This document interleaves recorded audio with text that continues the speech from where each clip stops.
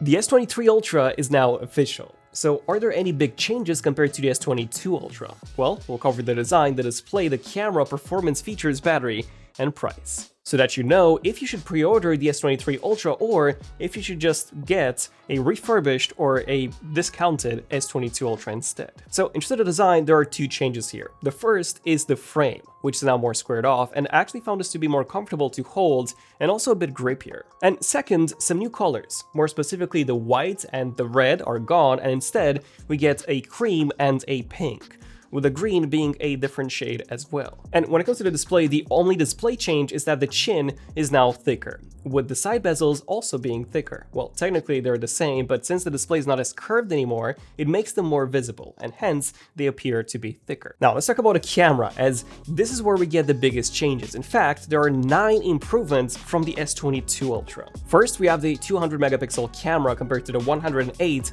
that we had before, so we have much higher resolution, and during my hands-on, I did actually notice a substantial difference in detail once you zoom in into those full resolution shots. But the best thing about this new 200 megapixel sensor is that by default it takes 12.5 megapixel photos compared to 12 on the S22 Ultra, and it does 16 by 1 pixel binning. So it combines 16 pixels into one compared to 9 to 1 pixel binning, so 9 pixels into one, which is what we had on the S22 Ultra.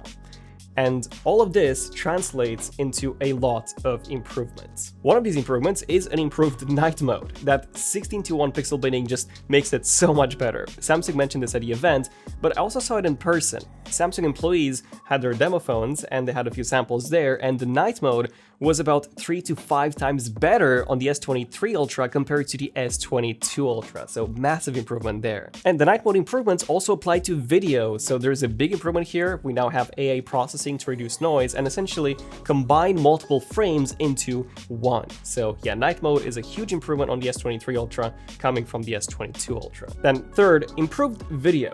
So we have 4K 60 HDR compared to 4K 30 on the S22 Ultra, and this is also 12-bit HDR video now. The optical image stabilization has also been improved significantly. It is twice as good now, and 8K video is also significantly better. First of all, we have 8K 30 instead of 8K 24, and the angle has also been increased from 57 degrees to 80, so that is a massive difference. And then I think the biggest one is just the dynamic range. Just look at a sample on the S22 Ultra compared to the S23, the dynamic range is significantly better on the S23 Ultra. Then the fourth camera upgrade is a brand new front-facing camera. So this is a 12 megapixel f2.2 aperture camera compared to the 40 megapixel f2.2 on the S22 Ultra, which seems as a downgrade if you just look at the resolution, but from my hands-on, it was actually noticeably sharper and more detailed than the S22 Ultra, so a very nice upgrade here. And we also have 4K 60 HDR on the front as opposed to 4K 30, so that's another upgrade when it comes to the front-facing camera. The fifth camera upgrade is when it comes to zoom. So even though the zoom modules are exactly the same in specs, so the 10x and the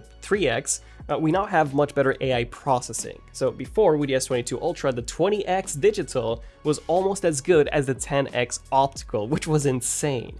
But now the 30x is almost as good as the 10x as well, so you get far more usable zoom ranges. The sixth camera upgrade is when it comes to autofocus, which is much faster now. Using something called Super Quad Pixel that uses a group of 4 pixels for focusing, the S20 Ultra from 2020, which was the first Samsung phone with that 108 megapixel sensor, that had a very slow focus. But I don't really see this being an issue despite the really significant increase in megapixel count, just because we still have that laser autofocus there. Then the seventh camera improvement is Astro Hyperlapse, which is actually a brand new mode that allows you to capture star trails, and it even comes with a constellation guide. Really cool. The eighth would be some improvements to Expert RAW. So you can now take 50 megapixel RAW photos as opposed to just 12 on the S22 Ultra, and Expert RAW is now built into the camera app instead of being a separate app altogether. Like, you still have to download the app, but you get all the controls in the main camera app. Although I do see this coming in a software update to the S22 Ultra as well. And then the last camera upgrade is when it comes to portrait video. This is significantly improved, especially when it comes to background separation. It looks so much more natural, and it is a big upgrade from what we had on the S22 Ultra. So yeah, all in all, pretty big camera upgrades. Of course, we will be doing detailed camera comparisons with the S23 Ultra and other phones, so do subscribe to the channel and also comment down below on which phones you guys want to see compared. Now, in terms of the performance, there are 3 improvements here that you should be aware of. The first one is the switch to Snapdragon globally. More specifically, the Snapdragon 8 Gen 2 for Galaxy. So this is a custom chip made specifically for Samsung that gives you 30% more CPU performance and 41% more GPU performance compared to the Exynos model of last year. So these are some very impressive gains here. And we also get ray tracing, which is something that the Exynos 2200 models had before. I would say if you don't really care about the camera upgrades, the switch to Snapdragon is really the main reason to upgrade. Then we also have better cooling in both software and hardware for a better sustained gaming performance. And number 3, we have LPDDR5X memory as opposed to LPDDR5 on the S22 Ultra for about 33% faster memory speeds. And the fourth performance improvement is when it comes to the storage. We now have UFS 4.0 as opposed to 3.1 on the S22 Ultra, and this means that you'll see double the read and write speeds to about 4.2 gigabytes per second and 2.8 gigabytes per second, which means that tasks such as saving and taking raw photos will be twice as fast. And I should also mention that you also get double the storage on the base model, 256 instead of 128 like before. Now, when it comes to new features, there's only 2 here. So the first one is that you can now upscale GIFs using AI, although I do think that this will be coming to the S22 Ultra as well. And then second, the speakers have been improved apparently significantly. I didn't really get to test them at a hands-on event, but we will be doing some tests as soon as we have the S23 Ultra rev units, which should be coming in the next few days. Now let's talk about the battery, and even though we have the exact same capacity here at 5000 mAh, the same charging speed at 45 watts, the chip is more efficient, especially if you're coming from an Exynos S22 Ultra. In fact, Samsung even told me that we should expect to see up to a 2/3 increase in battery life, which is very significant coming from the Exynos model. And then let's talk about the price. Is it really worth paying extra to get the S23 Ultra, or should you simply just get an S22 Ultra instead?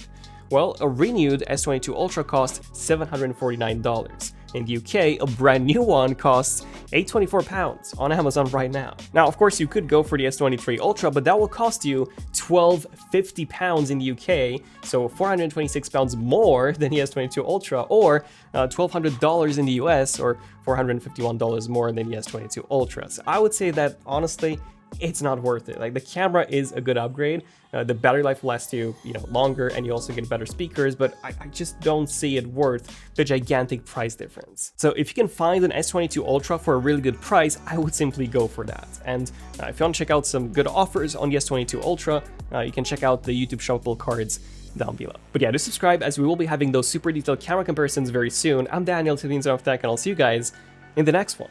Zone of Tech, signing out. Cheers.